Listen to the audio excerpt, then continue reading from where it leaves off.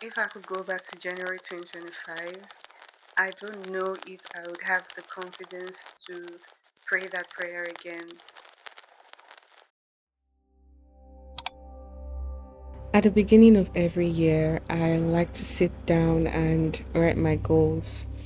I usually have goals for my career, family, finances, and I would also have like a spiritual goal too. Usually, I would ask for something like, okay, God, give me more wisdom, give me more direction, or more opportunities. But in January 2025, I wanted to do something different. I remember thinking to myself, like, okay, I'm not even going to ask God for anything this year because in my head I felt so mature. So I wanted to do mature things and prove to God that I was not only interested in what He could do for me, but that I also wanted a deeper relationship with God. So I prayed one simple prayer: God, grow my faith and teach me how to trust you. And that was it. I honestly thought it was the simplest prayer I could pray. I thought I would spend like the entire year just watching God do good, amazing things. Yeah. And all I would just have to do is like just believe God, just trust God. I couldn't have been more wrong because still in the first quarter of the year, life started happening. It was one problem after another. I had some health challenges. We received terrible news about some close people. My mental health went downhill, and before we knew it, rent was due. We were in debt. My husband and I were under so much pressure that it started affecting our relationship. Like every time I thought we had reached our lowest, something new would come up and it would be worse than the previous. I kept asking God, like, what's going on? What's happening? I wasn't even done dealing with all of that when out of nowhere I had to undergo surgery. The doctor initially said it was supposed to be a minor procedure, nothing too serious. So I calmed myself down and just said, okay, it would be over before I know it. So there's nothing to be scared about. But life said, darling, hold my cup. Because what happened next became one of the most traumatic experiences I've ever had. The anesthesia did not work. So I felt every pain down to the cut and the syringe.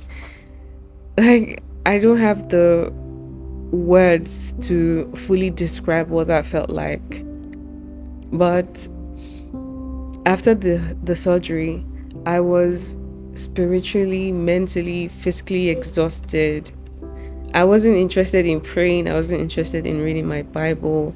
I was just hurt, confused, and very disappointed.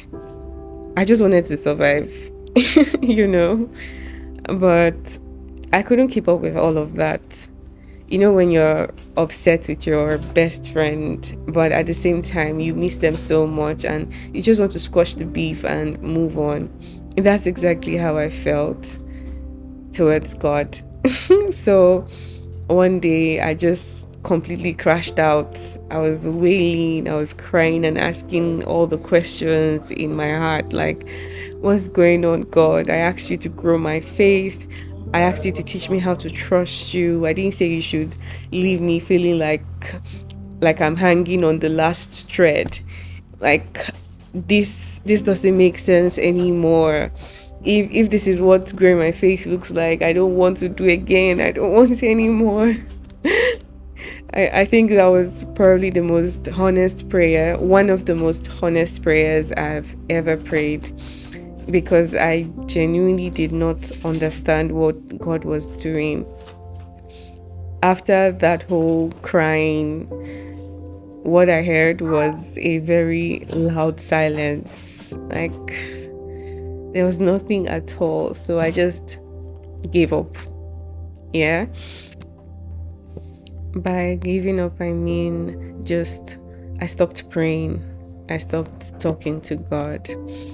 So one day I was reading my journal and I saw that prayer again. God, grow my faith and teach me how to trust you. At this point, I had even forgotten about everything, like the prayer, all the crazy experiences. Like I just had forgotten about them because I was honestly just trying to survive. But for the first time, I paused, read it over and over again, and that's when it started to click that okay, wait, it's actually easy to say I trust God when life is good, when all the bills are paid and my health is great and the entire family is doing well. But can I still trust God when all my plans like fall apart and absolutely nothing makes sense anymore? Because I mean, you can't build your faith when you're already standing at the end of the tunnel. You build it while you're walking through it, right? While it's dark, lonely, and you're not even sure if you'll ever see the light. And I think somewhere along all of this, God started to change my perspective slowly, you know, day after day. I would wake up, force myself to believe that, okay, as much as I don't like this phase, as much as I can't see any evidence of things getting better, God is still working things out and it's for my good. And by the end of 2025, my family was in a completely different place. We were healthier, our relationship was stronger, financially we were in a much better place. Like we're happy again.